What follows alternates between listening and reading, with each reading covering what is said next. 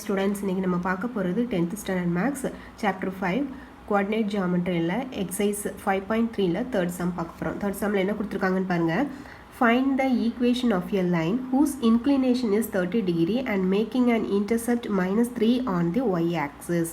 ஒரு லைனோட ஈக்குவேஷன் கண்டுபிடிக்கணுமா, அந்த லைனுக்கு இன்க்ளினேஷன் கொடுத்துருக்காங்க, இன்க்ளினேஷனாலே தீட்டா கொடுத்துருக்காங்க 30 degree and making and intercept -3 on the Y axis, அதாவது ஒய் இன்டர்செப்டும் கொடுத்துருக்காங்க.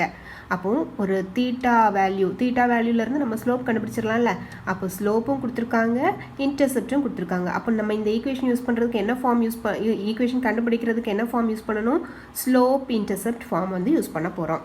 ஓகேவா, இப்போ சொல்யூஷன் பாருங்கள். given inclination theta equal to 30 degree and y intercept c is equal to -3. நமக்கு equation of line in slope intercept form, ஸ்லோப்பும் இன்டர்செப்டும் தெரிஞ்சதுன்னா நம்ம என்ன ஃபார்ம் யூஸ் பண்ண போகிறோம், ஸ்லோப் இன்டர்செப்ட் ஃபார்ம். அதாவது என்னது, y is equal to mx plus c. இப்போது mங்கிறது ஸ்லோப்பு, இங்கே தீட்டா தான் கொடுத்துருக்காங்க. அப்போ தீட்டாலேருந்து நம்ம ஸ்லோப் இப்போ கண்டுபிடிக்க போகிறோம். Slope m is equal to tan தீட்டாங்கிறது நமக்கு தெரியும். அப்போ tan தீட்டாக்கு பதிலாக என்னது 30 டிகிரி. tan 30 டிகிரியோட வேல்யூ என்னது 1/√3. அப்போ m ஸ்லோப் வந்து நமக்கு என்னென்னு கிடச்சிருக்கு 1/√3. y இன்டர்செப்ட் தெரியும். அப்போ இந்த ஃபார்முலா அப்படியே சப்ஸ்டியூட் பண்ணிடலாமா. y is equal to mx plus c. mக்கு பதிலாக 1/√3 அண்ட் cக்கு பதிலாக -3 சப்ஸ்டியூட் பண்ணுறோம். y is equal to 1/√3 into x plus -3. இப்போ இந்த ப்ளஸும் மைனஸும் -3 ஆயிடுது. ஓகேவா, இப்போ கீழே வந்து √3 இருக்குது. அப்போ நம்ம எல்சிஎம் எடுக்க போகிறோம். எல்சிஎம் எடுக்கிறப்போ இங்கே /1 இருக்குது. அப்போ 1க்கும் √3க்கும் எல்சிஎம் என்னது √3 தான்.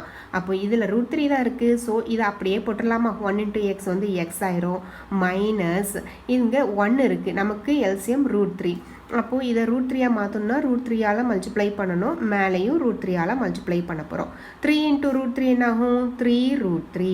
So x - 3√3/√3 y is equal to, இப்போது √3 எங்கே கொண்டு போயிடலாமா, இங்கே டிவிஷனில் இருக்கிறது இங்கே போகிறப்போ multiplication √3 × y equal to x - 3√3.